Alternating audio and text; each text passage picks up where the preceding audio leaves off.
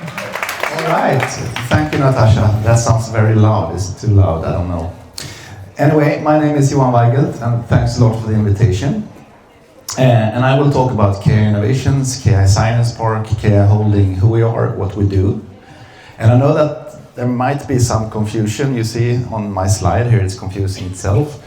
KI Innovations and KI Science Park is sort of the title. At the bottom you see 3 logos, Holding, Innovations and Science Park.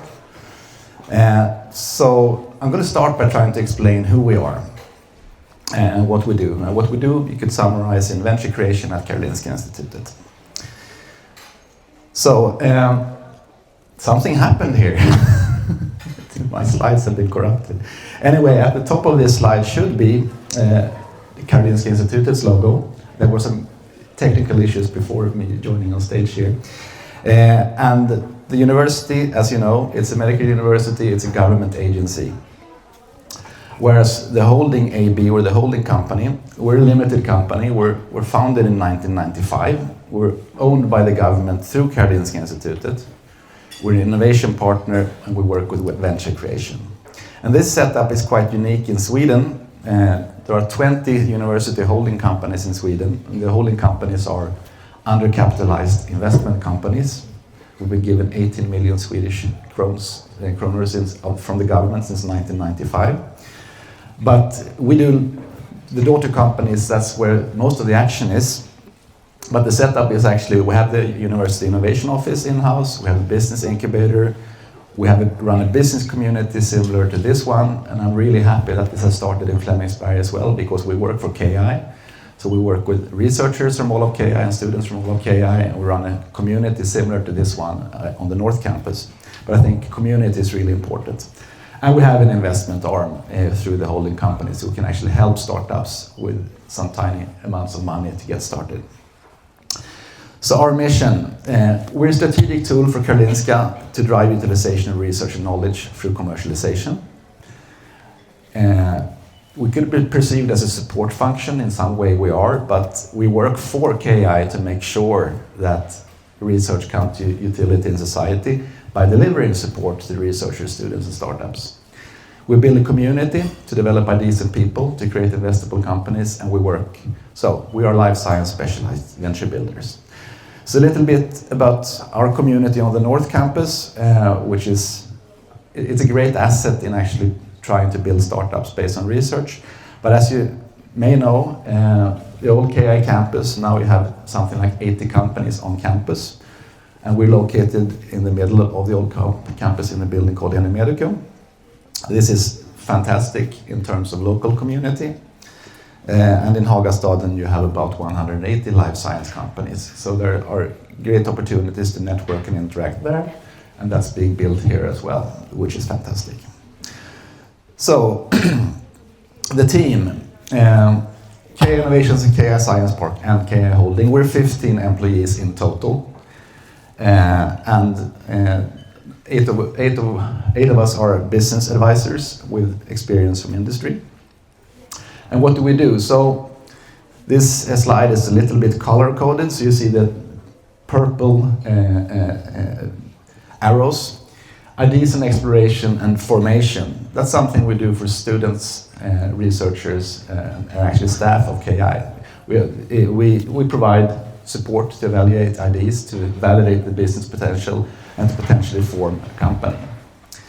We run a business incubator for life science startups, and that's open to companies that stem from KI, but also from companies from the outside. We can provide some start investments to companies from KI, but we also help companies in our incubator in general to raise capital. And we do that closely linked with our work, with our business community locally. But as I said, in terms of clients in the early stages, when you come with an idea, if you're affiliated with KI, you should and could come to us. KI is our most important customer, so that's the main revenue stream. About half our income comes from KI, and then we have income from grants from Vinnova, from the Swedish Agency for Growth, some support from Region Stockholm, sponsors, and members of our community. So what do we work with? This might be a little bit tricky to see, but the image to the right shows our sort of the dimensions of our deal flow. So in projects that we started to work beyond just the first meeting, about 20% is medtech, 40% pharma, 15% e-health, diagnostics, and also some process improvements. So like, could you do this in a different way in the clinic, etc. And the skills we come to the table with, well, what you need to start a company, how to understand the market, IP strategy, legal, regulatory, etc. To get some flavor of sort of the flow. So in the first meeting with a researcher with an ID, we try to assess, I mean, is this innovative, is it a product, or is there a service, is there an unmet need? What kind of supporting data is there? Is there potential to secure intellectual property? Do the researchers actually have the right to commercialize? You might believe that that's an easy question to sort out given the professor's privilege in Sweden, but it's not always the case, because I might be a collaborator in another country, etc. But last year, I think we received 119 IDs coming in, and we continued to work with about half of those, so it's something like 50. And then we tried to go dig in deep and validate the business potential and build a case to start a company. And to do that, we have our own research grants, you could call them, which is funds from Vinnova that we have applied for in competition, that we can use to procure professional services. Because one of our challenges, of course, is that we are 15 people and we have 10,000 potential clients from KI, staff, students, and also the breadth of the research at KI. We aren't experts at everything, but we have the resources to actually procure services from vendors like regulatory experts, etc. And in the best of worlds, or sometimes it happens that we have a strong case to form a company, and then we help with that as well. But quite often it could be there is no potential, somebody else did this, or you need more research to back the bench. The incubator program, currently we have 21 companies in the incubator, and that's a combination of actual formal training, basically educational components where we actually teach what you need to know to run a life science startup. And then we have peer learning sessions where you discuss with your colleagues and other startups. But most importantly, one internal advisor, so one of our more experienced business coaches, but also external business coaches that we pay for, then they help the company grow. A few words about our community. So, like Natasha said, we try to be, the CEO at the North Campus once told me that it has been great to move to the KI campus, but we don't really notice that we're here, except that the lunch queue is more interesting than in Hagalund. So I think building a community, it's about creating more interesting lunch queues, and I think that's what we do 95% of the time.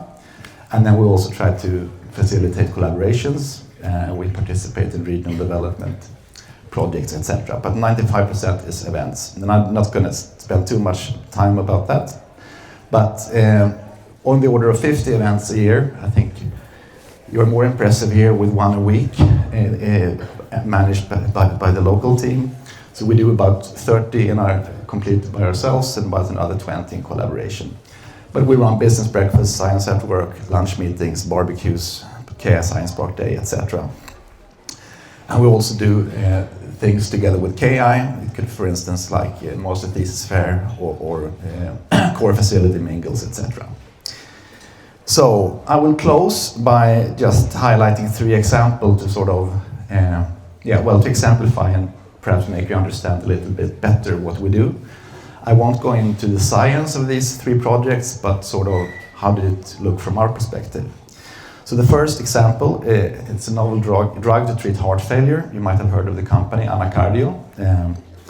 They're in clinical stage right now, but this story is quite interesting because we put in a lot of work before the actual company took off. So the inventor came to us in 2016 with an idea. Could this endogenous hormone be turned into a drug? And we worked with him for about 4 years, going through IP, regulatory, actually a strategy change in licensing of a peptide analog. And in 2020, the company was formed, and KI Holding made a small investments, and additional investors came in. In 2021, they raised professional capital and could hire a professional CEO. And last year, they had raised $500 million in a second, or a Series A extension round, as it's called. And in December, they have promising data from their phase 2 clinical trial. So this is not yet a success, but it's something that has been going very well. But I think from our perspective, it's interesting. Well, it took 4 years to convert the idea to something that you could finance. And then we keep our fingers crossed for this actually becoming a drug one day. The second example is an example where we did a lot less to provide support, but I would say nevertheless very important support. And it's a company called Stratipath. You might have heard of them as well. So it's a AI-based risk stratification tool to assess which patients should receive treatment or not in breast cancer. And in this case, the inventors stepped into our offices in early June 2019, and they quickly entered into our business formation program, and we did one key thing. We hired a serial entrepreneur, Fredrik Wetterhall, to help them develop a business concept and the first business plan. In parallel, we provided some support with respect to intellectual property and regulatory. But over the summer, Fredrik and the two inventors, Matthias and Johan, fell in love, and they formed the company together. So after that, I would say our help was no longer critical. We did provide some additional support over the years, but really building the right team, because the idea was so mature, that was the key. And you could argue, had we not found Fredrik, perhaps they would still be lingering what to do with this idea. And they're doing well as well, not yet a success, but they are a viable company. They have a collaboration with Roche Diagnostics. They're expanding into the UK. They've been implemented in a few regions in Sweden. And the last example, which is somewhere in between, and this is a lab tech project, synthetic thermostable RNase inhibitor. And that was discovered or invented by Björn Reinius and Joyce Noble. And they came to us in 2021, and we helped them with, well, this is probably more like the normal case. So with intellectual property, to set up the company, advice on marketing and sales, how to brand, how to get funded. So we invested from the holding company. In 2024, the Swedish company Genovis, you might know of it, they bought a stake in the company with an option to actually buy the whole company. And once they started selling, they launched a product in December 23, I think, or in 2024. And last summer, Genovis acquired the entire company. And so that was a pretty fast story for life science, but on the other hand, it was a very well-defined asset, a thermostable RNase inhibitor. So instead of shipping a recombinant inhibitor in 30 kilos of or 10 kilos of dry ice, and you don't know, and it also deteriorates on the shelf over time or in the freezer over time. The thermostable one you can send in an envelope and store on the shelf, and it's with even better properties in the lab. And Björn and Joyce actually received the KI prize for innovation utilization last year. So those were the 3 examples, and I've realized I talk very fast, so I hope you have heard what I've said. But I'll close with just highlighting opportunity, and that's directed to students. So each summer we hire 4 to 5 summer interns to help us help our innovation cases to analyze what are the opportunities in different ways. Typically it could be market analysis or competitor analysis for different kinds of technologies. There's a QR code that should lead to the LinkedIn post by Andreas, who is one of my coworkers managing this, and the application form can be found using that link there. So I'll just do like this and skip to last slide. Thank you for your attention, and then back to that one. So thank you.